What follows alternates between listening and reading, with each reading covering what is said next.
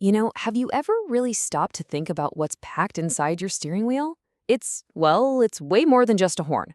It's this incredibly complex piece of safety science, and it's all designed to go off faster than you can even blink. So today, we're going to unpack the technology that saves thousands of lives every single year. The airbag. All right, so let's get right into it. Before we even talk about the airbag itself, we have to understand the problem it's trying to solve.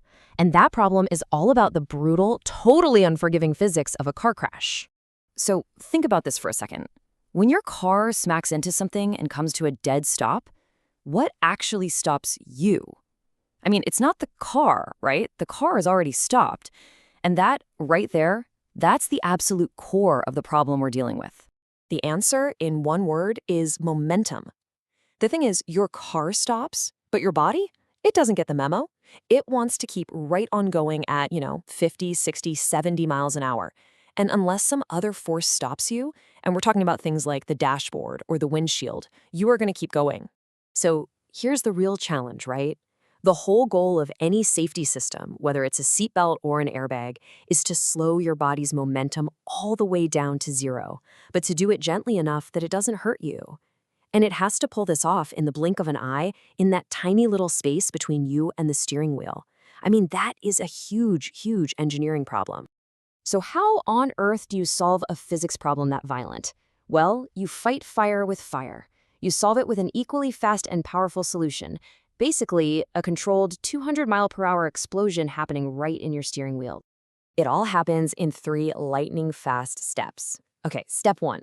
A sensor detects a major crash. And we're not talking about a little parking lot tap here. This is like hitting a brick wall at 10 to 15 miles per hour. Then that sensor instantly triggers a chemical reaction. And this reaction creates a huge, huge cloud of harmless nitrogen gas, almost out of thin air. And believe it or not, this system that inflates the airbag is actually a lot like a solid rocket booster. Seriously? It ignites this solid chemical propellant that burns super, super fast, and that's what creates all the gas to fill the bag. It's literally rocket science, sitting right there in your dashboard. And make no mistake, this is not a gentle process. That bag explodes out of its little compartment at up to 200 miles per hour. I mean, that's way faster than the blink of an eye. When you're fighting momentum, there is absolutely no time to waste. The entire thing, from the car hitting the wall to a fully inflated airbag in front of you, takes about 1/25th of a second. Just think about how fast that is.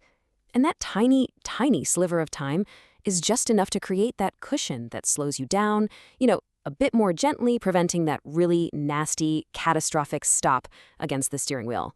But a solution this powerful, this incredibly fast, well, it also comes with its own risks. The very same force that's designed to save your life can, if things aren't right, be dangerous itself. Okay, first, let's get one thing straight. Airbags are absolute lifesavers. The data is super clear on this. They cut the risk of dying in a head-on crash by about 30%. That is a huge, undeniable benefit. Bottom line, they work. But here's the catch. That 200-mile-per-hour explosion packs a serious, serious punch. And if you're sitting too close to it when it goes off, that force isn't cushioning you. It's hitting you. And that can cause some pretty bad injuries. And this is exactly why your seatbelt is still your #1 best friend in a crash. It's non-negotiable. See, airbags are a supplemental system. They're designed only for those head-on collisions over a certain speed. Your seatbelt, that protects you in every kind of crash. Side impacts, rollovers, you name it. They're a team, and you need both. So the question is, how do we use this amazing technology but stay safe from its power? Well, it all comes down to a few really simple but really important rules about where you sit in the car. Okay, here's the magic number you need to remember: 10 inches. Researchers figured out that the most dangerous part of an airbag deployment is that first 2 to 3 inches as it's exploding outwards. So, to be safe, you want to give yourself a nice buffer. That means keeping at least 10 inches between your breastbone and the center of that steering wheel. And getting that 10-inch gap is pretty straightforward. First, move your seat back as far as you can while still being able to reach the pedals comfortably. You can also recline your seat just a little bit. And if you can, tilt your steering wheel down so that the airbag is pointed at your chest, not at your head and neck. Now, for kids, these rules are even more important. It's really simple. Kids 12 and under, they belong in the back seat. Period. buckled up, of course. And here's the big one. Absolutely, under no circumstances should you ever put a rear-facing infant seat in the front. The force of that airbag is just way too powerful for them. Of course, the story doesn't stop here. Like with any tech, the science behind airbags is always moving forward. Engineers are constantly working to make them smarter, faster, and even safer. One of the toughest nuts to crack for engineers has been side impact crashes. I mean, think about it. In a frontal crash, you've got the whole front of the car, the bumper, the engine to act as a crumple zone.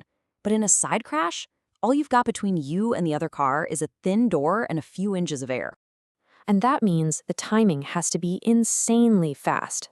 A frontal airbag has maybe 30 to 40 milliseconds to do its job. A side airbag? It needs to be fully deployed in just 5 to 6 milliseconds. That is a mind-bogglingly difficult engineering problem to solve. You need faster sensors, faster chemical reactions. Everything has to be faster. And that challenge has led to a whole new wave of airbag technology. Now we've got side airbags that pop out of the seats or the doors. We've got these inflatable tubes and even curtain airbags that drop down from the roof to protect your head.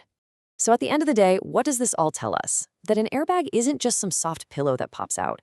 It's a really sophisticated piece of tech, grounded in some pretty serious physics and chemistry. And it's a science that's evolving all the time to keep us safer out on the road. And that leaves us with a final, pretty interesting thought. As we move into a future of self-driving cars, we might not even be facing forward anymore. How does all this safety science have to evolve? If you're sitting facing your friends, what does an airbag even look like? That's the next big puzzle for safety engineers to figure out.